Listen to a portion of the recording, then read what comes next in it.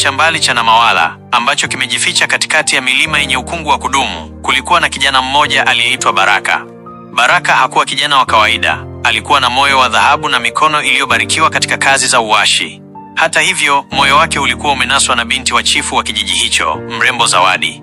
Zawadi alikuwa na macho yenye mng'ao wa nyota na tabasamu ambalo liliweza kutuliza dhoruba yoyote, lakini penzi lao lilikuwa mwiba mchungu.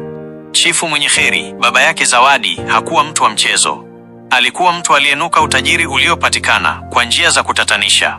Kijiji kizima kilijua kuwa chifu alikuwa na siri nzito na mganga mkuu wa kijiji, Mzee Matata, ambaye alijulikana kwa uwezo wake wa kuamuru pepo na kugeuza usiku kuwa mchana. Chifu alikuwa ameshaahidi kumpa zawadi kwa kijana mmoja mkatili wa ukoo wa kifalme wa kijiji jirani ili kuimarisha mamlaka yake. Siku moja usiku, chini ya mti wa mbuyu uliokuwa katikati ya kijiji, Baraka na Zawadi walikutana kisiri. Hewa ilikuwa nzito na baridi, na sauti ya bundi ilisikika kwa mbali ikitoa ishara ya hatari. Baraka, baba ameshaandaa mahari, Zawadi alisema huku machozi yakimlenga. Baraka alimshika mkono na kumtazama kwa ujasiri. Hata kama itabidi nipambane na majini ya bahari 7, sitakubali uwe wa mwingine. Hawakujua kuwa nyuma ya kichaka, macho mekundu ya Mzee Matata yalikuwa yakitazama kila hatua yao, na tabasamu la kishirikina lilichanika usoni mwake.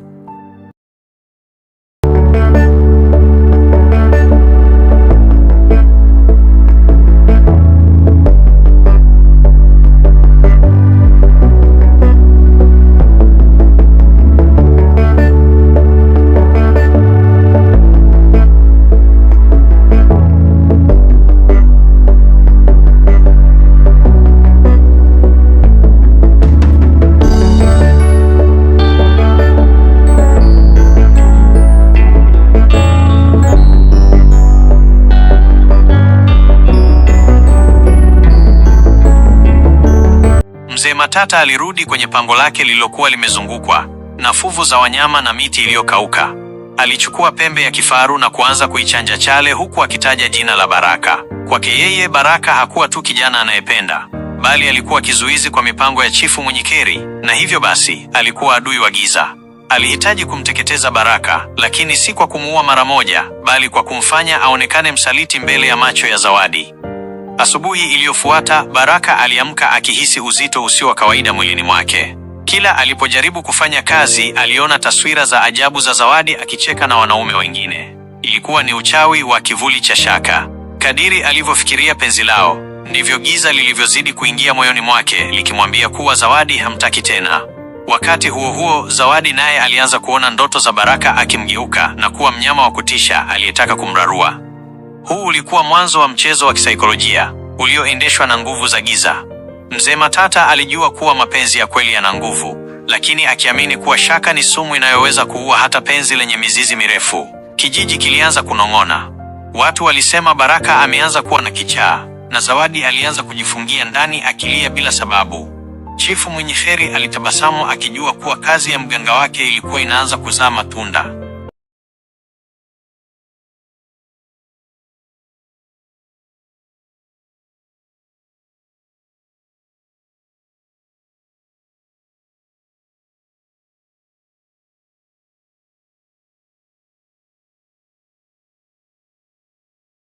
Maandalizi ya harusi ya Zawadi na kijana wa kifalme, pacha wa Chuki aliyeitwa Juma, yalianza kwa kasi. Chifu aliamuru ngoma kubwa zipigwe kijijini kwa siku 7 mfululizo. Katika kipindi hiki, Baruka alikuwa amepotea kabisa kijijini. Watu walisema amekimbilia msituni baada ya kushindwa kuvumilia maumivu ya kumpoteza mpenzi wake. Lakini ukweli ulikuwa tofauti. Baraka alikuwa ametekwa na wafuasi wa Mzee Matata na kufungwa kwenye pango la siri. Ndani ya pango hilo, Baraka alijikuta akikabiliana na majaribu ya kishirikina. Mzee Matata alimtembelea na kumtolea ofa. Ukitaka kutoka hapa na kumchukua Zawadi, lazima unipe tone la damu yako na ukubali kuwa mtumishi wa giza, Mzee Matata alisema kwa sauti ya kukwaruza. Baraka, licha ya udhaifu wake, alitema mate chini.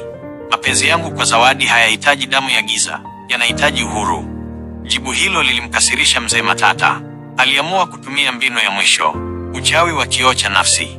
Alimwonyesha Baraka taswira ya Zawadi akivishwa pete na Juma, huku akionekana mwenye furaha sana. Baraka alihisi moyo wake ukipasuka vipande vipande. Huko kijijini, Zawadi alikuwa amevikwa mavazi ya harusi, lakini chini ya mavazi hayo alikuwa amejificha kisu kidogo. Alikuwa amedhamiria kujiua kabla ya kuitwa mke wa Juma.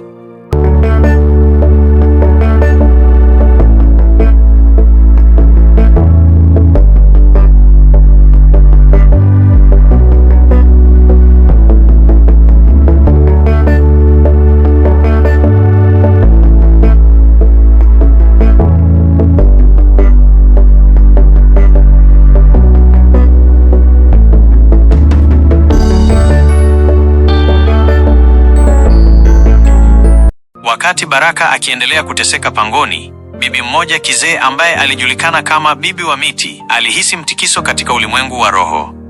Bibi huyu alikuwa mlinzi wa mila za kale na alijua kuwa ushirikina wa Mzee Matata ulikuwa umechafua hali ya hewa ya kijiji. Alituma ndege mweupe mwenye manyoya ya dhahabu hadi kwenye dirisha la Zawadi. Ndege huyu alimnong'oneza Zawadi maneno ambayo hakuwa ameyatarajia. Mpenzi wako hajakuacha, yuko gerezani kwa ajili yako. Maneno hayo yalikuwa kama maji baridi kwenye moto uliokuwa ukiungua moyoni mwa Zawadi. Aligundua kuwa huzuni na shaka zote zilikuwa ni mbinu za uchawi. Usiku wa kuamkia harusi, Zawadi alitoroka ikulu ya baba yake. Alikimbia kuelekea msitu wa giza, akiongozwa na yule ndege mweupe. Miguu yake ilichanika na miiba, na sauti za wanyama wa usiku zilikuwa za kutisha, lakini upendo wake ulikuwa dira yake.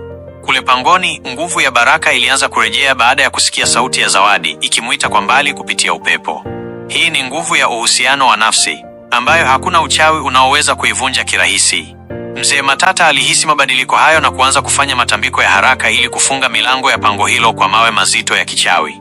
Lakini alikuwa amechelewa. Mwanga wa kwanza wa asubuhi ulianza kuchomoza, na nguvu ya mchawi hupungua jua linapochomoza.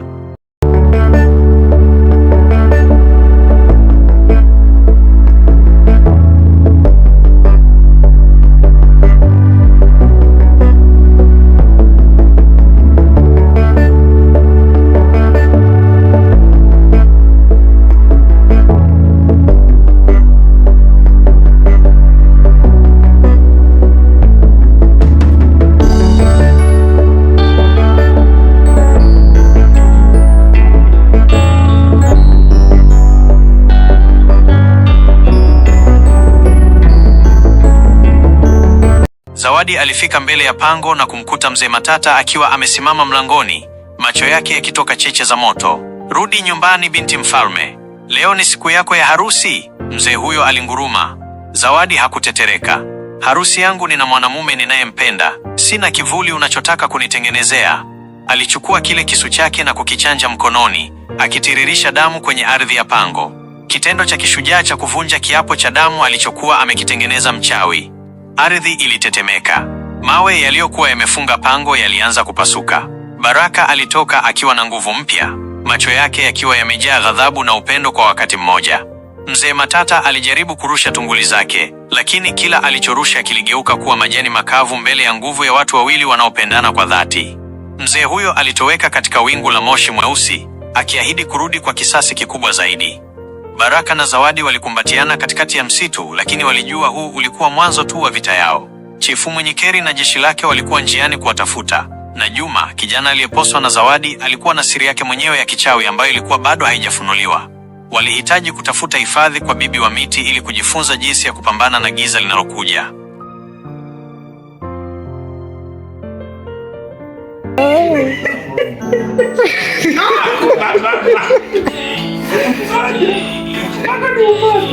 Sasa kwambia kitu. Wanakusemaje? Chini ya majabali makubwa waga na nyoka wakubwa. Kwa hili jabali kubwa. Chini.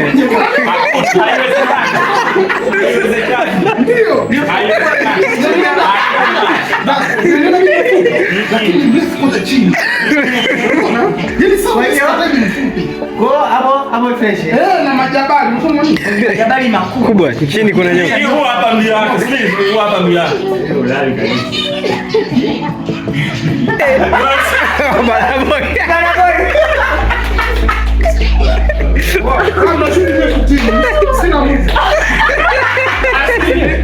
Ndio wake wapi? Baba boy. Fresh mwanangu, sina Mungu. Mwambie apige. Utasikia?